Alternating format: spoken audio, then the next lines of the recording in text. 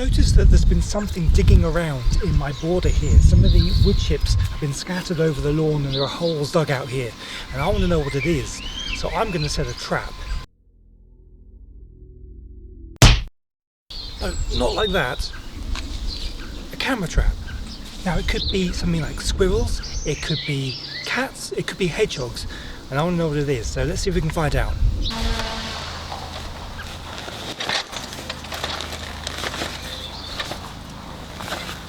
If you want to know more about this camera, check out my video where I used this to see some nightlife out in the woods somewhere. I caught some deer and some other animals.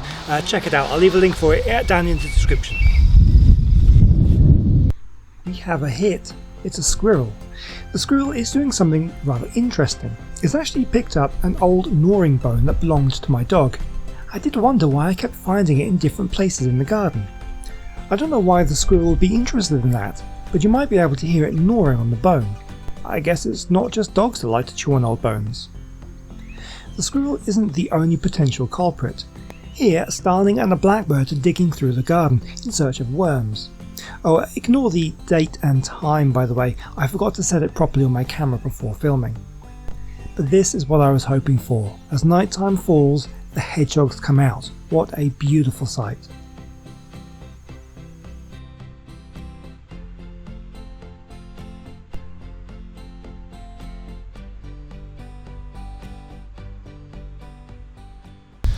Okay, so now that we know that we have hedgehogs in the garden, I've got myself some hedgehog food, and I'm going to leave a bowl of food out for it and a bowl of water, and then hopefully we'll get some really good footage of the hedgehogs feeding. So just a quick note on the hedgehog food that I was just using in that clip. I've since come into some disturbing information about marketed hedgehog food. Stuff like this is trash. Don't use it. I've switched out to something else. But why is it trash? Well, let's get it back again now. Now, I've been in contact with Hedgehog Cabin, which is a Twitter account of a hedgehog hospital, and they've provided me with a lot of really useful information about hedgehog food and what's good and what isn't. Marketed hedgehog food like this stuff is done more for commercial purposes than any benefit to hedgehogs. It's not regulated, and therefore it can claim anything it likes about hedgehog food on the packaging, and it doesn't have to be necessarily truthful. Now, the problem we have is a lot of the hedgehog food contains high proportions of cereals like wheat. This one, for example, has wheat feed and rice. Now, these are sources of protein. However, hedgehogs are unable to digest these sources of protein. So they might eat it. It's not going to actively do them any harm, but it doesn't do them any benefit. Now, they can eat it, put on weight, but they will still be malnourished and can eventually die of starvation because they're feeding on things that don't provide them with the nutrients that they need. Now, Spike's hedgehog food is not the worst. There is worse out there, because at least this one does have as its main ingredient a meat source. So if you look on the ingredients list on the back of any pet food, the first ingredient is the one that has the highest proportion of ingredients in the list. So you always want to look for something that has meat as its first ingredient. Now, this one does. It has poultry meal. So it does have meat as its biggest ingredient, which is at least a good thing. However, the poultry meal is not necessarily the greatest quality of meat. So we want to use something much better quality. So I've moved over to kitten food. Now, kitten food is probably one of the best substitutes for hedgehog food, and this one again has meat as its main ingredient, but it doesn't have a high proportion of cereals, which is useless to hedgehogs. For example, grass has a very high, I think about 28% protein in it. Now, as humans, we can't digest grass, so although you might think, great, we can eat loads of protein, we wouldn't be able to eat it and get the protein from the grass. And it's very similar with cereals for hedgehogs. Now, you will see in the clips I will show you that blackbirds have been loving the hedgehog food and the kitten food. But they have the ability to digest cereal, so they can actually get the nutrients from it, so it's fine for them to eat. But for hedgehogs, it's not so good.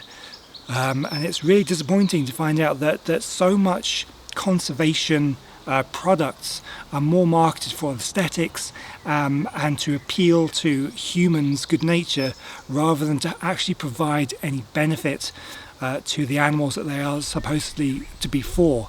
And that extends to a lot of other conservation things, something I might consider talking about in another video. But anyway, that's what I wanted to say about the hedgehog food. So I've now switched over to kitten food. This stuff has been recommended by Hedgehog Cabin. Go give them a follow on Twitter. They're full of really good, useful information about hedgehogs.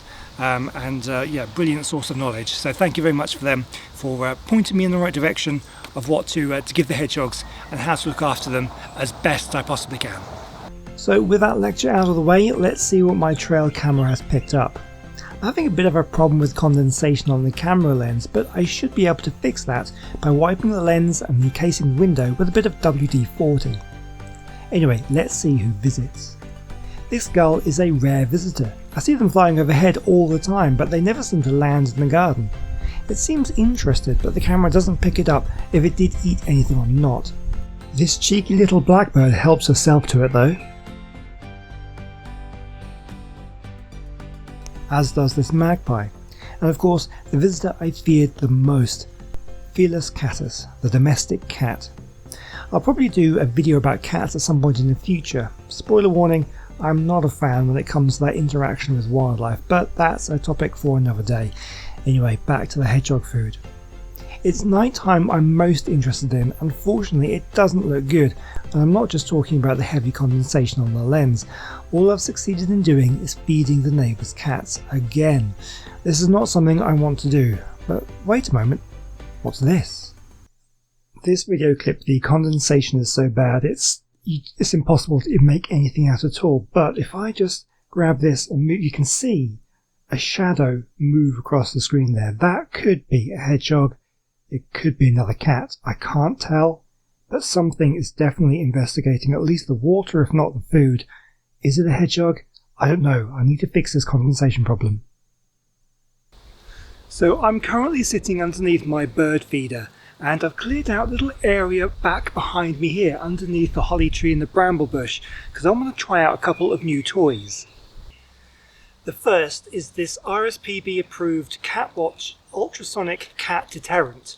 So what this does is when it detects a cat moving around, it's motion detected and heat sensitive, it emits a high pitched ultrasonic frequency that only cats can hear. Humans can't hear it, and it's been shown to not affect other species like badgers or hedgehogs and birds obviously. It's completely harmless to the cats, they just don't like the sound, so they stay away, hopefully. So I have this pointed in that direction, which is pointing towards my bird feeder, because obviously I don't want cats going near my bird feeder, and that's where I'm going to be setting up my next toy. And this is it. This is a hedgehog house. This is what I'm going to be setting up in that gap underneath the brambles and the holly tree, and hopefully a hedgehog will find this and think that it's going to be a suitable home to rest during the summer and maybe to hibernate during the winter. I have some hedgehog nesting material here as well. So we're going to get this set up and in position, and hopefully a hedgehog will find it. I fill the hedgehog house with plenty of nesting material, pop the lid back on and put it in place. You want to put it back as far as possible, ideally up against a wall or a fence. This makes the hedgehog feel more secure. The way I've placed it may not be ideal, as there is space behind it, but the brambles prevent me from putting it any further back. If I'm not successful in attracting a hedgehog to use it this year, I shall reposition it for next year. Next, I place plenty more hay around the entrance, as the hedgehog may want to bring extra inside.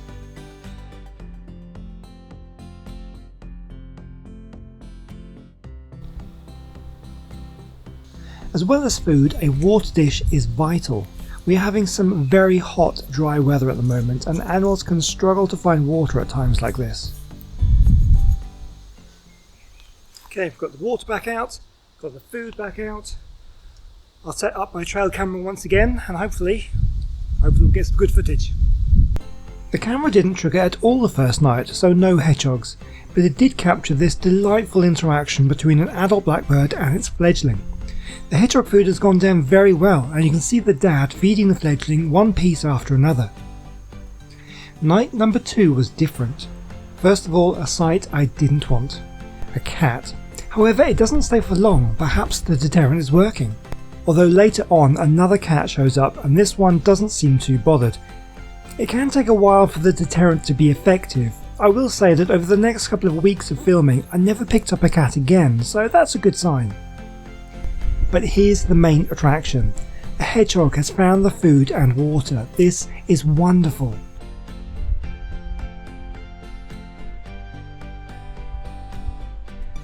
What's even better is when a second hedgehog shows up. I couldn't be happier. Hedgehogs are usually solitary and don't actually like meeting other hedgehogs, so they can be a bit of aggro. So it's worth setting up another feeding station in a separate part of the garden so they can both feed without getting in each other's way. They don't seem to mind each other too much here, but the next night was a different story. Once again, the two hedgehogs have come into contact. One is having a bit of a rough time and has curled up into a ball.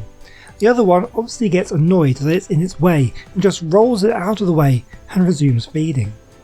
I feel a bit sorry for it, but I have set up a second area for feeding, but they do still come into contact.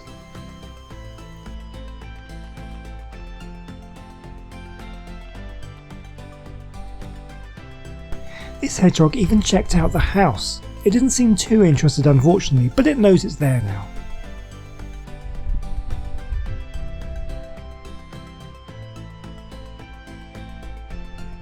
I filmed these hedgehogs quite a bit over the last few weeks and have gotten to know their individual personalities, but I have far more footage of them than I can fit into this video. But don't worry, I'll have another video out soon with much more footage and with some very interesting hedgehog behaviour. So if you'd like to see that, please do subscribe and turn on notifications so you don't miss it. If you enjoyed this one, please do leave a like and a comment down below, and I hope to see you in the next video. Goodbye.